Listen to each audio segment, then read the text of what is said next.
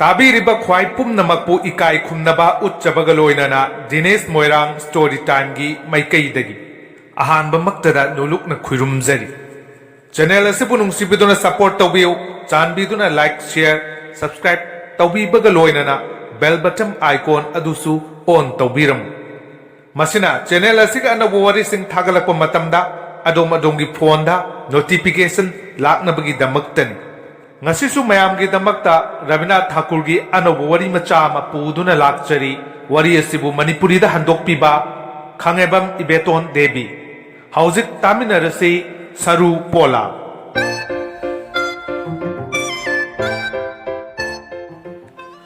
aina lairik tamba horakpadagi aikhoigi pabungna aibu maiba tamhanningi amasung masigidamak afaba hairaba mioi amabu thabak pire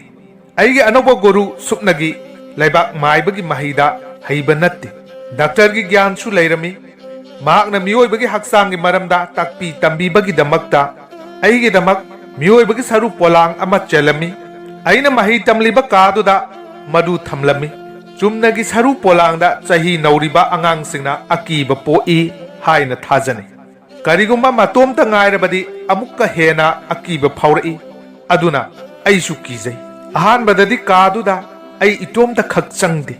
karigumba changdaba yadaduna changba tarabasu madom da mitna phawba yengludi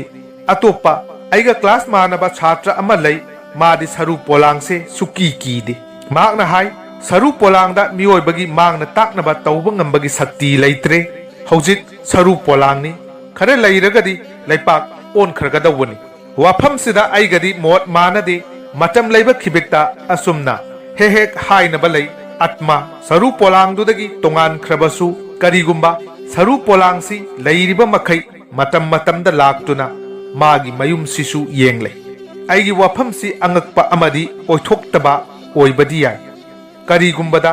kanana su uba phangdre atma na magi Saruu polang do amuk hanna yengba lai haibasi adubu yamna kuiraba mangla roidaba thaudok ama thoki maduda aigi wafam si chumlami amadi achumba oina thoki matam kharagi mamangi thaudok ni nungdang ama imungda tangai phadaba amadagi aise kadu da tumba tarami masi anabu wafam amani aduna tumninglamdi matam phana kuiraba phawba yawon sawonduna leire thamoidusu tapna si tharaktuna mutka aina aigi kada ngahakki mamangda ngalamba mangaldugi maramda wakhal tawrambani adubu matam pumbagi oina amambada onthokre taibang panbada mioi punsi dasu phibam simakne karigumba nungthilgum ngalambado karigumbada ahingi loinaidraba amambada tinshin khibani tapna aigi wakhalsu Saruu polang dugi maikaida onsilakhi aina pungningda khalai isornadi khanglibani Saruu polang se magi punsi matamda karigumba kharadi oiramgani matamsida angakpa potsak amana aigi phamung akoibada koina chatlibagum phaurai amambaduda nungsa sor sangna honbagi makhol kanagumba waraba mioi amana sor honbagum aigi nakongda tarai aduga khongthangi makholsu aina de masi aigi wakhalni amadi phattaba mangbadagi wakhalna khonjel oina tarakpagum khallui adubu khongthang makoldu amuk hanna tare aina aigi wakhalna pakhan khallibra haibadu khangnaba khonjel thokna hanglui kanano masi taraga masak khangdraba saktam ama inakta naksinna lai amasung pakhum lai aini ai isagi Saruu polang yengba laklibani kanagumba khangnaba amana phagi tauri boy khallui aduna aina matamduda amuk hairui hojik Saruu polang yengba matamla tasengna nangi kari apamba leibage khonjel tarai aingonda matam chaba chadabagi atha kari aigi potni aina pamba matamda yengba yai nangna udre masi aigi Saruu humdangni aigi thamoi leiramlibani aina sahi 18 chupna makol sida bandi oina leirambani masibu nangna hojikti Saruu polang hairibani aina aigi ariba iyumbu yengningduna lakli masida nangi kari akaiba leibage hak yamna kire atmabu tanthokhinaba khanduna hairei phare nangna chatlaga nangi Saruu polang du yenglu aidi yamna tumningle tumlage aina ꯑꯩꯒꯤ ꯊꯃꯣꯏꯗ ꯃꯍꯥꯛ ꯁꯣꯏꯗꯅ ꯆꯠꯈ꯭ꯔꯒꯅꯤ ꯈꯜꯂꯨꯏ ꯅꯠꯇ꯭ꯔꯒ ꯑꯩꯍꯥꯛ ꯊꯨꯅꯃꯛ ꯃꯐꯝꯁꯤꯗꯒꯤ ꯆꯦꯟꯊꯣꯛꯈ꯭ꯔꯁꯤꯔꯥ ꯑꯗꯨꯕꯨ ꯃꯍꯥꯛꯇꯤ ꯇꯥꯟꯊꯣꯛꯄ ꯌꯥꯕ ꯃꯤꯑꯣꯏ ꯅꯠꯇ꯭ꯔꯦ ꯑꯗꯨꯅ ꯃꯥꯅ ꯍꯥꯏꯔꯛꯏ ꯅꯍꯥꯛ ꯃꯐꯝꯁꯤꯗ ꯅꯇꯣꯝꯇ ꯇꯨꯝꯂꯤꯕꯔꯥ ꯐꯔꯦ ꯂꯥꯎ ꯋꯥꯔꯤ ꯈꯔ ꯁꯥꯟꯅꯁꯤ ꯃꯥꯒꯤ ꯅꯤꯡꯉꯥꯏꯁꯤ ꯑꯩꯒꯤꯗꯃꯛꯇꯗꯤ ꯑꯔꯦꯝꯕꯗ ꯈꯨꯗꯣꯡꯊꯤꯕꯗꯨꯗꯒꯤ ꯃꯌꯦꯡ ꯇꯥꯕ ꯅꯠꯇ꯭ꯔꯦ ꯑꯁꯤꯕꯗꯨꯒꯤ ꯃꯑꯣꯡ ꯃꯇꯧ ꯑꯩꯒꯤ ꯃꯤꯠꯃꯥꯡꯗ ꯎꯔꯛꯏ ꯑꯗꯨꯕꯨ ꯇꯉꯥꯏ ꯐꯗꯕ ꯄꯥꯈꯨꯝ ꯄꯤꯔꯨꯏ ꯐꯔꯦ ꯐꯝꯃꯨ ꯑꯗꯨꯒ ꯌꯥꯝꯅ ꯅꯨꯡꯉꯥꯏꯔꯕ ꯋꯥꯔꯤ ꯑꯃ ꯂꯤꯔꯛꯎ ꯈꯣꯟꯖꯦꯜ ꯑꯣꯏꯅ ꯃꯈꯥ ꯇꯥꯅ ꯇꯥꯔꯛꯏ ꯐꯔꯦ ꯇꯥꯔꯣ ꯑꯗꯨꯗꯤ ꯆꯍꯤ 15ꯔꯣꯝꯒꯤ ꯃꯃꯥꯡꯗ ꯑꯩꯁꯦ ꯅꯪꯒꯨꯝꯅ ꯃꯤꯑꯣꯏꯕ ꯑꯣꯏꯔꯝꯃꯤ ꯃꯤꯑꯣꯏꯕꯁꯤꯡꯒ ꯐꯝꯃꯤꯟꯅꯗꯨꯅ ꯋꯥꯔꯤ ꯋꯥꯇꯥꯏ ꯀꯌꯥ ꯁꯥꯟꯅꯔꯝꯃꯤ ꯑꯃꯁꯨꯡ ꯉꯁꯤꯗꯤ ꯃꯣꯡꯐꯝꯒꯤ ꯑꯀꯣꯏꯕꯗ ꯀꯣꯏꯅ ꯆꯠꯇꯨꯅ ꯂꯩꯔꯤ ꯉꯁꯤꯗꯤ ꯌꯥꯝꯅ ꯀꯨꯏꯔꯕꯒꯤ ꯇꯨꯡꯁꯤꯗ ꯃꯤꯑꯣꯏꯕꯒ ꯋꯥꯔꯤ ꯁꯥꯟꯅꯅꯤꯡꯂꯛꯏ ꯅꯪꯅ ꯑꯩꯒꯤ ꯋꯥꯔꯤ ꯇꯥꯅꯤꯡꯕ ꯐꯣꯡꯗꯣꯛꯂꯛꯄꯁꯤ ꯑꯩ ꯌꯥꯝꯅ ꯍꯔꯥꯎꯏ ꯅꯪ ꯑꯩꯒꯤ ꯋꯥꯔꯤꯁꯤ ꯇꯥꯅꯤꯡꯕ꯭ꯔꯥ ꯅꯠꯇ꯭ꯔꯒ ꯇꯥꯅꯤꯡꯗꯕ꯭ꯔꯥ ꯃꯁꯤ ꯍꯥꯏꯔꯗꯨꯅ ꯃꯍꯥꯛ ꯃꯥꯡꯂꯣꯝꯗ ꯂꯥꯛꯈꯤꯕꯒꯨꯝ ꯐꯥꯎꯔꯛꯏ ꯑꯗꯨꯒ ꯑꯩꯒꯤ ꯈꯨꯌꯥ ꯑꯣꯏꯔꯞꯅ ꯀꯅꯥꯒꯨꯝꯕ ꯑꯃꯅ ꯐꯝꯊꯔꯛꯄꯒꯨꯝ ꯇꯧꯏ ꯑꯩꯅ ꯑꯩꯒꯤ ꯆꯤꯟꯕꯥꯟꯗꯒꯤ ꯋꯥꯍꯩ ꯑꯃ ꯀꯥꯡꯊꯣꯛꯇ꯭ꯔꯤꯉꯩꯗ ꯃꯥꯅ ꯃꯥꯒꯤ ꯋꯥꯔꯤ ꯂꯤꯊꯕ ꯍꯧꯔꯛꯏ ꯃꯍꯥꯛꯅ ꯍꯥꯏꯔꯛꯏ ꯃꯍꯥꯁꯣꯏ ꯑꯩꯅ ꯃꯤꯑꯣꯏꯕꯒꯤ ꯁꯛꯇꯝꯗ ꯂꯩꯔꯤꯉꯩꯗ ꯁꯨꯞꯅꯒꯤ ꯅꯨꯄꯥ ꯑꯃꯈꯛꯄꯨ ꯀꯤꯔꯝꯃꯤ ꯃꯍꯥꯛꯇꯨ ꯑꯩꯒꯤ ꯑꯁꯤꯕꯒꯤ ꯏꯁꯣꯔꯒꯨꯝꯕꯅꯤ ꯃꯍꯥꯛ ꯑꯩꯒꯤ ꯏꯄꯨꯔꯣꯏꯕꯅꯤ ꯀꯅꯥꯒꯨꯝꯕꯅ ꯉꯥꯕꯨ ꯈꯣꯏ ꯆꯣꯞꯇꯨꯅ ꯏꯁꯤꯡꯗꯒꯤ ꯃꯄꯥꯟꯗ ꯄꯨꯈꯠꯂꯛꯏ ꯃꯇꯧ ꯑꯗꯨꯒꯨꯝꯅ ꯅꯨꯄꯥꯁꯤꯅ ꯑꯩꯕꯨ ꯑꯩꯒꯤ ꯏꯃꯥ ꯏꯄꯥꯒꯤ ꯌꯨꯝꯗꯒꯤ ꯄꯨꯕꯤꯔꯛꯂꯦ ꯑꯗꯨꯒ ꯃꯐꯝꯗꯨꯗ ꯑꯃꯨꯛ ꯐꯥꯎ ꯆꯠꯍꯟꯈꯤꯗꯦ ꯌꯥꯝꯅ ꯐꯔꯦ ꯃꯍꯥꯛ ꯊꯨꯅ ꯂꯣꯏꯁꯤꯟꯕꯤꯈ꯭ꯔꯦ ꯍꯥꯏꯕꯗꯤ ꯂꯨꯍꯣꯡꯕꯒꯤ ꯊꯥ 2ꯒꯤ ꯃꯇꯨꯡꯗ ꯃꯍꯥꯛ ꯇꯥꯏꯕꯪ ꯊꯥꯗꯣꯛꯈ꯭ꯔꯦ ꯑꯩꯅ ꯃꯤꯑꯣꯏ ꯈꯔꯒꯤ ꯃꯇꯦꯡꯅ ꯕꯩꯁꯅꯣꯞ ꯙꯔꯃꯒꯤ ꯃꯇꯨꯡ ꯏꯟꯅ ꯀꯔꯃ ꯇꯧꯈ꯭ꯔꯦ ꯑꯗꯨꯒ ꯊꯃꯣꯏꯗꯗꯤ ꯌꯥꯝꯅ ꯍꯔꯥꯎꯖꯩ ꯇꯤꯡꯈꯪꯗꯨ ꯂꯧꯊꯣꯛꯈ꯭ꯔꯦ ꯈꯜꯂꯤ ꯃꯔꯝꯗꯤ ꯃꯥꯅ ꯑꯩꯕꯨ ꯏꯃꯥ ꯏꯄꯥꯒꯤ ꯌꯨꯝꯗ ꯃꯈꯣꯏꯒ ꯎꯅꯅꯕ ꯆꯠꯍꯟꯕꯤꯗꯦ ꯍꯧꯖꯤꯛ ꯑꯩꯍꯥꯛ ꯏꯃꯥ ꯏꯄꯥꯒꯤ ꯌꯨꯝꯗ ꯆꯠꯂꯒꯅꯤ ꯍꯥꯟꯅꯒꯨꯝ ꯏꯃꯥꯟꯅꯕꯤꯁꯤꯡꯒ ꯁꯥꯟꯅꯔꯨꯒꯅꯤ ꯃꯈꯣꯏꯒ ꯎꯅꯕ ꯐꯪꯂꯒꯅꯤ ꯑꯗꯨꯕꯨ ꯑꯩꯍꯥꯛ ꯏꯄꯥꯝꯗ ꯆꯠꯄꯒꯤ ꯌꯥꯊꯪ ꯐꯪꯗꯦ ꯏꯀꯨꯕꯣꯛ ꯌꯨꯝꯗ ꯂꯥꯛꯂꯦ ꯑꯩꯉꯣꯟꯗ ꯃꯨꯟꯅ ꯌꯦꯡꯂꯒ ꯃꯇꯣꯝꯇ ꯍꯥꯏꯔꯛꯈꯤ ꯃꯁꯤꯒꯤ ꯃꯈꯣꯡ ꯃꯈꯨꯠꯁꯦ ꯌꯦꯡꯕꯗ ꯈꯪꯉꯤ ꯃꯁꯤꯒꯤ ꯅꯨꯄꯤ ꯃꯆꯥꯁꯦ ꯍꯤꯡꯆꯥꯕꯤꯅꯤ ꯏꯀꯨꯕꯣꯛꯀꯤ ꯋꯥꯍꯩ ꯑꯗꯨ ꯍꯧꯖꯤꯛ ꯐꯥꯎꯕ ꯅꯥꯀꯣꯡꯗ ꯉꯪꯗꯨꯅ ꯂꯩꯔꯤ ꯃꯇꯝ ꯈꯔ ꯂꯩꯔꯒꯗꯤ ꯑꯩꯍꯥꯛ ꯏꯄꯥꯝꯗ ꯆꯠꯅꯕ ꯌꯥꯊꯪ ꯐꯪꯂꯦ ꯑꯩꯍꯥꯛ ꯀꯌꯥꯝ ꯍꯔꯥꯎꯈꯤ ꯃꯗꯨ ꯋꯥꯍꯩꯅ ꯐꯣꯡꯗꯣꯛꯄ ꯉꯝꯗꯦ ꯑꯩ ꯃꯐꯝꯗꯨꯗ ꯍꯔꯥꯎꯅ ꯑꯩꯒꯤ ꯖꯣꯕꯣꯟꯒꯤ ꯃꯇꯝ ꯂꯦꯜꯂꯛꯏ ꯑꯩꯅ ꯃꯇꯝꯗꯨꯗ ꯑꯩꯒꯤ ꯃꯔꯝꯗ ꯍꯥꯏꯅꯕ ꯇꯥꯈꯤ ꯑꯩꯍꯥꯛꯁꯦ ꯌꯥꯝꯅ ꯐꯖꯕꯤ ꯅꯨꯄꯤ ꯃꯆꯥꯅꯤ ꯅꯪ ꯍꯥꯏꯌꯨ ꯅꯪ ꯀꯔꯤ ꯃꯣꯠ ꯂꯩꯕꯒꯦ ꯑꯩꯅ ꯈꯨꯝꯂꯝꯃꯤ ꯑꯩꯅꯗꯤ ꯅꯪꯕꯨ ꯍꯤꯡꯂꯤꯉꯩꯗ ꯎꯍꯧꯗꯦ ꯑꯩ ꯀꯔꯝꯅ ꯃꯁꯤꯗ ꯃꯣꯠ ꯄꯤꯒꯅꯤ ꯑꯁꯨꯝꯅ ꯅꯪꯅ ꯍꯥꯏꯔꯤꯕꯗꯨ ꯁꯣꯏꯗꯅ ꯑꯣꯏꯒꯅꯤ ꯃꯍꯥꯛꯅ ꯍꯥꯏꯔꯛꯏ ꯑꯩꯅ ꯀꯔꯝꯅ ꯊꯥꯖꯍꯟꯒꯅꯤ ꯑꯀꯨꯠꯄ ꯀꯣꯡꯒꯨꯠ ꯑꯅꯤꯁꯤꯗ ꯏꯀꯥꯏ ꯊꯤꯒꯟꯕꯤ ꯏꯃꯤꯠ ꯑꯅꯤꯗꯨ ꯎꯔꯨꯕ ꯃꯤꯑꯣꯏ ꯈꯨꯗꯤꯡꯗ ꯕꯤꯖꯤꯂꯤꯅ ꯆꯤꯡꯕꯒꯨꯝ ꯇꯧꯏ ꯑꯋꯥꯕꯅꯤ ꯅꯪ ꯑꯩꯒꯤ ꯑꯁꯦꯡꯕ ꯁꯛꯇꯝꯗꯨ ꯁꯔꯨ ꯄꯣꯂꯥꯡꯁꯤꯗ ꯁꯥꯒꯠꯄ ꯉꯝꯂꯣꯏ ꯁꯔꯨ ꯄꯣꯂꯥꯡꯁꯤꯒꯤ ꯃꯥꯏꯀꯩ ꯃꯔꯤꯗ ꯐꯖꯔꯝꯃꯤ ꯍꯧꯖꯤꯛ ꯃꯗꯨꯒꯤ ꯈꯨꯗꯝ ꯃꯆꯦꯠ ꯑꯃ ꯐꯥꯎꯕ ꯂꯩꯇ꯭ꯔꯦ ꯑꯩꯒꯤ ꯄꯨꯟꯁꯤꯒꯤ ꯃꯤꯀꯨꯞꯁꯤꯡꯗꯨꯗ ꯀꯅꯥꯒꯨꯝꯕ ꯃꯇꯤꯛ ꯆꯥꯔꯕ ꯗꯥꯛꯇꯔ ꯐꯥꯎꯕꯅ ꯀꯜꯄꯅꯥ ꯇꯧꯕ ꯉꯝꯗꯦ ꯁꯔꯨ ꯄꯣꯂꯥꯡꯁꯤꯅ ꯃꯤꯑꯣꯏꯕꯒꯤ ꯍꯛꯆꯥꯡꯒꯤ ꯁꯛꯇꯝꯒꯤ ꯃꯔꯝꯗ ꯅꯩꯅꯕꯒꯤ ꯊꯕꯛꯇ ꯀꯥꯟꯅꯔꯛꯀꯅꯤ ꯍꯥꯏꯕꯁꯤ ꯑꯩꯅ ꯅꯨꯃꯤꯠꯁꯤꯡꯗꯨ ꯅꯤꯡꯁꯤꯡꯂꯤ ꯑꯩꯅ ꯆꯠꯊꯣꯛꯄ ꯃꯇꯝꯗ ꯑꯩꯒꯤ ꯁꯝꯂꯥꯡꯂꯛꯇꯒꯤ ꯃꯉꯥꯜ ꯃꯁꯦꯛꯅ ꯃꯥꯏꯀꯩ ꯊꯨꯡꯅ ꯉꯥꯜꯍꯜꯂꯤ ꯍꯣꯏ ꯑꯩꯒꯤ ꯄꯥꯝꯕꯣꯝ ꯑꯅꯤꯁꯤ ꯃꯁꯤꯁꯨ ꯎꯠꯂꯨꯕꯗ ꯀꯅꯥꯒꯨꯝꯕꯁꯤꯡꯕꯨ ꯁꯨꯝꯍꯠꯂꯤꯕꯅꯤ ꯇꯁꯦꯡꯅ ꯁꯨꯚꯗ꯭ꯔꯒꯤ ꯐꯥꯎꯕ ꯃꯔꯥꯏꯕꯛꯇ ꯀꯔꯤꯒꯨꯝꯕ ꯑꯣꯏꯕ ꯐꯪꯂꯝꯂꯣꯏ ꯑꯩꯒꯤ ꯊꯣꯠꯂꯕ ꯑꯃꯗꯤ ꯄꯤꯛꯇꯛ ꯇꯧꯕ ꯈꯨꯠꯁꯥꯁꯤꯡꯁꯦ ꯊꯝꯕꯥꯜ ꯃꯈꯣꯛꯄꯨꯁꯨ ꯏꯀꯥꯏꯍꯜꯂꯤ ꯑꯋꯥꯕꯅꯤ ꯑꯩꯒꯤ ꯁꯔꯨ ꯄꯣꯂꯥꯡꯁꯤꯅ ꯅꯍꯥꯛꯄꯨ ꯐꯖꯕꯒꯤ ꯃꯔꯝꯗ ꯃꯇꯝ ꯑꯌꯥꯝꯕꯗ ಮಿನಂಬ ಮೋಟ್ ಪೀನಬ ಇನ್ಸಿಲ್ಲೆ ನಂಗ್ನ ಐಗಿ ಜೊಬೋನ್ ಮತಂದ ಉರಮ್ಲಬದಿ ನಂಗಿ ನಿದ್ರಾ ಫಾವ್ ಪಾಯ್ಖಿಗನಿ ಅಮಸುಂಗ್ ಮಾಯ್ಬಗಿ ವಹಿ ಗ್ಯಾನ್ ಪುಂಬ ಓಯ್ದಬ ವಹಿಗಿ ಮತೌಗುಂ ಮಾಂಖಿಗನಿ ಮಾಗ್ನ ಮಾಗಿ ವರಿ ಮಖಾ ಚಥರಕ್ಲಿ ಅಮಸುಂಗ್ ಮಖಾ ತಾರೈ ಐಗಿ ಇಬುಂಗ್ನ ನುಪಿ ಥೀರರೋಯ್ ಹಾಯ್ನ ವರೆಪ್ ಲೌಖ್ರಬನಿನ ಯುಮ್ದುದ ನುಪಿ ಐ ಇತೋಮ್ ತಂಗಾಯ್ ನುಮಿದಾಂಗ್ ವೈರಂ ಲೈಕೋಲ್ದ ಉರುಮ್ದ ಫಮ್ಲಬದಿ ಥೋಯ್ ಮಿಚಾಕ್ನ ಐಬು ಲೋನ್ನ ಯೇಂಗ್ಲಿ ಅಯಿಂಬ ಮಲ್ಯಾನ ಇನಾಕ್ತ ಹುಮ್ಲಕ್ತುನ ಐಗ ಲೋಯ್ನನ ಸನಮಿನರಿ ಐ ಇಸಾಗಿ ಫಜಬದ ನಪಲ್ ತೌಯಿ ಕಯಾರಕ್ ಹನ್ನ ಖಲ್ಲಿ ಐಗಿ ಖೋಂಗ್ನ ಪಿಥ್ರಿ ಥಕ್ತ ಹೆಕ್ ಥಾರುಬದ ಮೌದುದ ವಾಖಲ್ ನುಂಗಾಯ್ಬಗಿ ಇಥಕ್ ಹೌಹಲ್ಲಿ ಕರಿಗುಂಬದ ಅಸುಮ್ನ ಹಾಯ್ನೆ ತಾಯ್ಬಂಗ್ದ ನುಂಗ್ಸೀಬ ಖಂಗ್ಬ ಪಖಂಗ್ ತಿಂಗ್ಥೌ ಓಯ್ನ ಐಗಿ ಖುಯಾದ ಹೌರರಿ ꯑꯁꯤꯒꯨꯝꯕ ꯋꯥꯈꯜꯁꯤꯅ ꯑꯩꯕꯨ ꯇꯠꯇꯅ ꯈꯜꯍꯜꯂꯤ ꯀꯔꯤ ꯑꯣꯏꯔꯝꯕꯅꯣ ꯑꯗꯨꯒ ꯍꯧꯖꯤꯛꯅ ꯀꯔꯤ ꯑꯣꯏꯔꯕ ꯑꯩꯒꯤ ꯏꯕꯨꯡꯒꯤ ꯁꯇꯤꯁ ꯀꯨꯃꯥꯔ ꯀꯧꯕ ꯃꯔꯨꯞ ꯑꯃ ꯃꯦꯗꯤꯀꯦꯜ ꯀꯣꯂꯦꯖꯇꯒꯤ ꯗꯥꯛꯇꯔ ꯄꯥꯁ ꯇꯧꯔꯦ ꯃꯍꯥꯛ ꯑꯩꯈꯣꯏꯒꯤ ꯏꯃꯨꯡꯒꯤ ꯗꯥꯛꯇꯔꯁꯨꯅꯤ ꯃꯍꯥꯛꯅ ꯑꯩꯕꯨꯗꯤ ꯎꯈꯤꯗ꯭ꯔꯤ ꯑꯩꯅꯗꯤ ꯅꯣꯡꯃ ꯃꯥꯕꯨ ꯎꯈꯤ ꯃꯍꯥꯛꯀꯤ ꯐꯖꯕꯗꯨꯅ ꯑꯩꯉꯣꯟꯗ ꯀꯔꯤ ꯄ꯭ꯔꯚꯥꯞ ꯇꯥꯈꯤꯕꯒꯦ ꯍꯥꯏꯕꯗꯨꯗꯤ ꯍꯥꯏꯗꯣꯛꯄꯗ ꯆꯤꯡꯅꯕ ꯂꯩꯇꯦ ꯑꯩꯒꯤ ꯏꯕꯨꯡꯗꯣ ꯑꯉꯛꯄ ꯂꯤꯆꯠꯀꯤ ꯃꯤꯑꯣꯏꯅꯤ ꯇꯥꯏꯕꯪꯒꯤ ꯑꯏꯪ ꯑꯁꯥꯗꯒꯤ ꯃꯇꯝ ꯂꯩꯕ ꯈꯤꯕꯤꯛꯇ ꯇꯣꯉꯥꯜꯂꯤ ꯀꯔꯤꯒꯨꯝꯕꯗ ꯏꯃꯨꯡ ꯃꯅꯨꯡꯒꯤ ꯊꯕꯛꯇ ꯋꯥꯈꯜ ꯆꯪꯗꯦ ꯑꯗꯨꯅ ꯃꯔꯝ ꯑꯣꯏꯗꯨꯅ ꯇꯥꯏꯕꯪꯄꯥꯟꯁꯤꯗꯒꯤ ꯇꯣꯉꯥꯟ ꯑꯆꯤꯛꯄꯗ ꯍꯩꯅꯕ ꯍꯧꯔꯛꯏ ꯑꯃꯁꯨꯡ ꯁꯥꯗꯨ ꯁꯩꯅꯥꯁꯤꯒꯤ ꯄꯨꯟꯁꯤ ꯃꯔꯦꯜꯗ ꯂꯦꯟꯕ ꯍꯧꯔꯛꯈꯤ ꯍꯣꯏ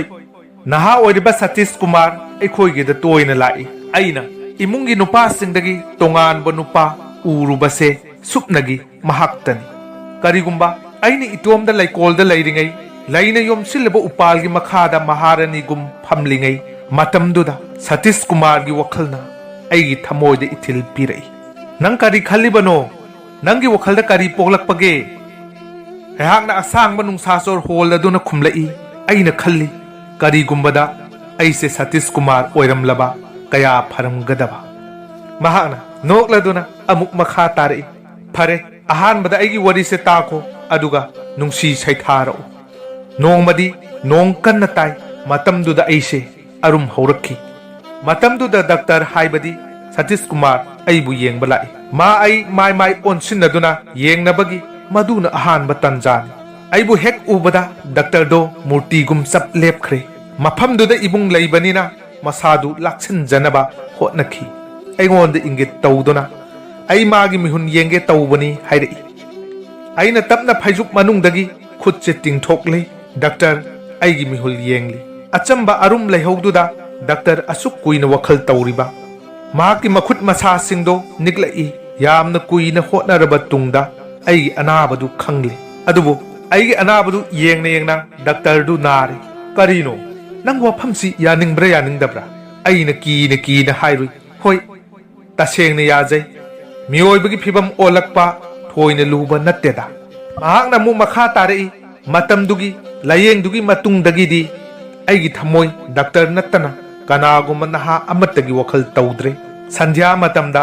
ꯕꯁꯟꯇꯤ ꯃꯆꯨꯒꯤ ꯁꯥꯔꯤ ꯁꯦꯠ ꯁꯝ ꯅꯥꯟꯅ ꯍꯥꯠꯂꯗꯨꯅ ꯂꯩ ꯄꯔꯦꯡ ꯉꯛꯁꯝꯗ ꯁꯤꯔꯗꯨꯅ ꯃꯤꯡꯁꯦꯜ ꯄꯥꯏꯔꯒ ꯂꯩꯀꯣꯟꯗ ꯆꯠꯄꯁꯤ ꯑꯩꯒꯤ ꯅꯨꯡꯇꯤꯒꯤ ꯇꯧꯔꯤꯕ ꯏꯊꯧ ꯑꯣꯏꯔꯛꯏ ꯃꯗꯨꯗ ꯄꯨꯡꯃꯨꯛ ꯃꯤꯡꯁꯦꯜ ꯌꯦꯡꯗꯨꯅ ꯂꯩꯔꯤꯕꯅꯤ ꯀꯔꯤ ꯇꯧꯔꯦ ꯃꯤꯡꯁꯦꯜ ꯌꯦꯡꯕꯁꯤ ꯐꯠꯇꯕꯔꯥ ꯑꯩ ꯀꯤꯃꯟꯗꯨꯅ ꯊꯨꯔꯤꯕ ꯃꯈꯩ ꯈꯨꯝꯗꯣꯛꯈꯤ ꯅꯠꯇꯗꯤ ꯃꯍꯥꯛꯅ ꯑꯃꯨꯛ ꯃꯈꯥ ꯇꯥꯔꯛꯏ ꯋꯥꯔꯤ ꯁꯝꯊꯗꯨꯅ ꯃꯤꯡꯁꯦꯜ ꯌꯦꯡꯂꯒ ꯑꯩꯅ ꯈꯜꯂꯤ ꯑꯩꯒꯤ ꯁꯛꯇꯝꯁꯤ ꯑꯅꯤ ꯁꯨꯔꯦ ꯍꯥꯏꯕꯗꯤ ꯑꯩꯒꯤ ꯏꯁꯥꯃꯛꯁꯦ ꯁꯇꯤꯁ ꯀꯨꯃꯥꯔ ꯑꯣꯏꯔꯛꯂꯤ ꯏꯁꯥꯃꯛꯀꯤ ꯃꯃꯤꯗꯨꯗ ꯅꯨꯡꯁꯤꯖꯔꯤꯕꯗꯨꯅꯤ ꯈꯟꯗꯨꯅ ꯃꯗꯨꯗ ꯄꯨꯛꯅꯤꯡ ꯍꯛꯆꯥꯡ ꯀꯠꯊꯣꯛꯂꯨꯔꯦ ꯑꯁꯨꯝꯅ ꯇꯧꯕꯁꯦ ꯑꯩꯒꯤ ꯈ꯭ꯋꯥꯏꯗꯒꯤ ꯅꯨꯡꯉꯥꯏꯖꯕꯤꯅꯤ ꯃꯁꯤꯗ ꯄꯨꯡ ꯀꯌꯥꯃꯔꯨꯝ ꯍꯧꯈꯤꯕ ꯈꯪꯍꯧꯗꯦ ꯀꯌꯥꯔꯛ ꯍꯟꯅ ꯑꯁꯨꯝꯅ ꯐꯥꯎꯔꯛꯈꯤ ꯅꯨꯃꯤꯠ ꯌꯨꯡꯕ ꯃꯇꯝꯗ ꯐꯃꯨꯡꯗ ꯍꯤꯞꯂꯤ ꯃꯗꯨꯗ ꯈꯨꯠꯅ ꯑꯃꯁꯦ ꯐꯃꯨꯡ ꯊꯛꯇ ꯊꯧꯁꯥꯗꯅ ꯇꯤꯡꯊꯣꯛꯂꯤ ꯉꯥꯏꯍꯥꯛ ꯎꯏꯔꯨꯝ ꯇꯧꯔꯨꯏ ꯃꯗꯨꯗ ꯁꯇꯤꯁ ꯀꯨꯃꯥꯔ ꯂꯥꯛꯂꯤ ꯃꯥꯅ ꯑꯩꯒꯤ ꯈꯨꯠꯁꯦ ꯆꯨꯞꯂꯝꯂꯒ ꯆꯠꯈ꯭ꯔꯦ ꯐꯔꯦ ꯑꯩꯒꯤ ꯋꯥꯔꯤ ꯂꯣꯏꯁꯤꯜꯂꯒꯦ ꯅꯪ ꯇꯨꯝꯅꯤꯡꯂ ꯃꯥꯜꯂꯦ ꯑꯩꯅ ꯈꯪꯅꯤꯡꯕꯗꯤ ꯍꯦꯟꯒꯠꯂꯛꯂꯤ ꯃꯔꯝ ꯑꯗꯨꯅ ꯑꯩꯅ ꯅꯣꯂꯨꯛꯅ ꯍꯥꯏꯔꯨꯏ ꯅꯠꯇꯦ ꯅꯪ ꯋꯥꯔꯤ ꯂꯤꯊꯈꯣ ꯑꯩꯒꯤ ꯈꯪꯅꯤꯡꯕꯗꯤ ꯍꯦꯟꯒꯠꯂꯛꯂꯤ ꯁꯤꯗ ꯃꯍꯥꯛꯅ ꯋꯥꯔꯤ ꯃꯈꯥ ꯑꯃꯨꯛ ꯇꯥꯔꯛꯏ ꯐꯔꯦ ꯑꯗꯨꯗꯤ ꯇꯥꯔꯣ ꯃꯇꯝ ꯈꯔ ꯂꯩꯔꯗꯤ ꯁꯇꯤꯁ ꯀꯨꯃꯥꯔꯒꯤ ꯀꯔꯕꯥꯔ ꯌꯥꯝꯅ ꯆꯥꯎꯅ ꯍꯧꯔꯛꯂꯦ ꯃꯍꯥꯛꯅ ꯑꯩꯈꯣꯏꯒꯤ ꯌꯨꯝꯒꯤ ꯃꯈꯥꯗ ꯀꯥꯔ ꯂꯧꯗꯨꯅ ꯑꯃꯗꯤ ꯗꯤꯁꯄꯦꯟꯁꯔꯤ ꯍꯥꯡꯗꯣꯛꯂꯦ ꯃꯍꯥꯛꯅ ꯑꯅꯥꯕ ꯌꯦꯡꯕꯗꯒꯤ ꯑꯍꯥꯡꯕ ꯍꯦꯛ ꯐꯪꯕꯒ ꯑꯩꯅ ꯃꯅꯥꯛꯇ ꯐꯝꯗꯨꯅ ꯅꯣꯛꯈꯦꯗꯨꯅ ꯇꯣꯉꯥꯟ ꯇꯣꯉꯥꯟꯕ ꯍꯤꯗꯥꯛꯀꯤ ꯃꯃꯤꯡ ꯍꯪꯂꯨꯏ ꯑꯁꯨꯝꯅ ꯃꯍꯥꯛ ꯌꯥꯝꯅ ꯅꯣꯂꯨꯛꯅ ꯑꯃꯁꯨꯡ ꯅꯨꯡꯁꯤꯅ ꯇꯥꯛꯂꯛꯏ ꯑꯁꯨꯝꯅ ꯃꯇꯝ ꯁꯥꯡꯅ ꯍꯧꯈ꯭ꯔꯦ ꯑꯩꯅ ꯈꯜꯂꯤ ꯗꯥꯛꯇꯔꯁꯦ ꯒ꯭ꯌꯥꯟ ꯑꯃꯨꯛ ꯃꯥꯡꯂꯛꯏ ꯀꯔꯤꯒꯨꯝꯕꯗ ꯑꯩꯅ ꯃꯅꯥꯛꯇ ꯆꯪꯂꯨꯔꯕꯗꯤ ꯃꯍꯥꯛꯀꯤ ꯃꯥꯏꯊꯣꯡꯁꯦ ꯇꯥꯏꯐꯦꯠ ꯇꯥꯔꯛꯈꯤ ꯑꯁꯨꯝꯅ ꯇꯧꯕꯁꯤ ꯀꯔꯤꯒꯤꯅꯣ ꯃꯁꯤꯒꯤ ꯃꯔꯝꯗꯤ ꯈꯪꯕ ꯉꯝꯗꯦ ꯅꯣꯡꯃꯗꯤ ꯑꯌꯨꯛ ꯑꯉꯟꯕꯗ ꯗꯥꯛꯇꯔꯅ ꯏꯃꯨꯡꯗ ꯒꯥꯔꯤ ꯄꯤꯌꯨ ꯍꯥꯏꯔꯝꯃꯤ ꯑꯩꯍꯥꯛ ꯏꯕꯨꯡꯒꯤ ꯃꯅꯥꯛꯇ ꯐꯝꯂꯤ ꯉꯥꯏꯍꯥꯛ ꯂꯩꯔꯒ ꯑꯩꯅ ꯏꯕꯨꯡꯗ ꯍꯪꯂꯨꯏ ꯗꯥꯛꯇꯔꯁꯤ ꯉꯁꯤ ꯀꯗꯥꯏꯗ ꯆꯠꯀꯗꯧꯔꯤꯕꯅꯣ ꯏꯕꯨꯡꯅ ꯍꯥꯏꯔꯛꯏ ꯃꯥꯡꯂꯨꯅꯕꯒꯤꯗꯃꯛ ꯑꯩꯅ ꯑꯃꯨꯛ ꯍꯪꯂꯨꯏ ꯑꯩꯉꯣꯟꯗ ꯑꯁꯦꯡꯕꯗꯨ ꯇꯥꯛꯄꯤꯌꯨ ꯃꯍꯥꯛ ꯀꯗꯥꯏꯗ ꯆꯠꯀꯗꯧꯔꯤꯕꯅꯣ ꯏꯕꯨꯡꯅ ꯑꯃꯨꯛ ꯃꯈꯥ ꯇꯥꯅ ꯍꯥꯏꯔꯛꯏ ꯃꯍꯥꯛ ꯂꯨꯍꯣꯡꯕ ꯆꯠꯀꯗꯧꯔꯤꯕꯅꯤ ꯃꯁꯤ ꯍꯦꯛ ꯇꯥꯔꯨꯕꯗꯒꯤ ꯑꯩꯁꯨ ꯑꯁꯤꯕꯒꯨꯝ ꯒ꯭ꯌꯥꯟ ꯃꯥꯡꯁꯤꯜꯂꯛꯏ aina isabu cheksinjari aduga ibungda amuksu hanglui tasengna mahak luhongba chatkadoribra natraga phagi tauribra mahakna pakhum pirai asengbani ngasi doctor mau laurugadoribani wafam sina ibu kayagi matik awaba piriba madu aina saithaba ngamba natte aigi thamoida hanna ithanta hangjarakhi doctor na wafam se engonda lotuna thamlibase karigino aina mabu luhongbada thingadaba malorabra asigumba nupasing sigi wada kanana thajuruguni numit yungba matamda doctor na anabasing yengluraga dispensary sida lai maduda aina hanglui doctor saheb nang ngasi luhongani hairibasi chumbra masi hairuraga ayat yamna nokhi maduda doctor na magi wafamdu aina nokningba romda phagi tauribani khanduna masida mahakna yamna ikaiki aduga masida awaba wakhalsu khalanki amuksu hanna khangaudana aina hanglui doctor saheb nang luhonglabasu amuk hana miyoybugi mihul yengkhigadara adomdi doctor ni doctor oibada nattana phauribani maramdi adom haksang kayat khudingi phibam khangba ngami awabadi nang doctor oirabasu migi thamoidi laifam khangde madugi phibam karam tauriba maramdi thamoisu haksangi saruk amani aigi wahiduna doctor gi thamoida tena pangum tauki male adubu mahak tuminna lei luhongbagi pungpham athengba ahingda oina lepnabanina bor party du yamna thengna chatpa tarami maramduna doctor ibunga nungtigi matawgum yu thakli asumna nungai thokpasida matamdi haukhre pung 12 tagadawre ai makhogi manakta changlui aduga hairui doctor saheb pung 12 tagadawre adomdi luhongbagi sem saba pharabani mahak yamna gyan taba sari haujik chatlani masi hairaga makhoi ani wari wataida lupkhirami matamduda tanja phangduna aina doctor na numit yungba mamangda thamkhibadu ningsinglaktuna madu lauruduna magi yuda hapchillami ngahak leiraga doctor na magi gilasu singsin khirami aduga bor oirunaba haugattuna chatkre aigi ibungsu maga loinana chatkhirami madudagi aisu mathol ani subada kakhatle aigi anauba banarasi chunidu insille laibakta sindur taiduna mapung phana lohongdabi nupigum laitengle aduga thoraktuna sandhyada hek phamba maphamduda phamlami matamdu thabalsu phajana ngalami nungsitna liri silai jati kupi manamna laikoldu sin thungli aina mayomdugi aremba hidaktu yanungda loina haijille aduga ising gilas amasu thakchille ngahak leiragadi kok ngawba haurai mit uraktre thabalsu mam tharakle tapna gyansu mangsilai adudagi ai yamna nungaina tum tharakhi sahi ama makhai matungda nungairaba manglandudagi khangpek khanglei matamduda satra ahumna saru polangdudagi mahi tamli oja amana aigi thabakta lichaina khudam tawduna tongan ma saru singi maming takladuna hairei mafam sida thamoi lei awa nungai gi matamda chongi jobon gi haugalakpa matamdadi mafam sida leisu satli phare haujik aigi wari loisilage ai bidai laure nang nungai na tumlo kwai pumnamakpu amukana Dinesh Moirang Story Time gi maikaidagi wari subu hawdagi loibo phawa tabi bagidamak ekai khumnaba utchari kaubiraganu adom gi mamal yamlaba like share amadi subscribe amamam tang tawbiramu masina thauna chama happy bagaloinana channel asibu thawai happy ribani athubu matamda nungairbu wari kaya puraktuna khwai mayamgi seba tawjage ngasi gi oinadi mayamdagi kainanabu yathang nizari pinabirasi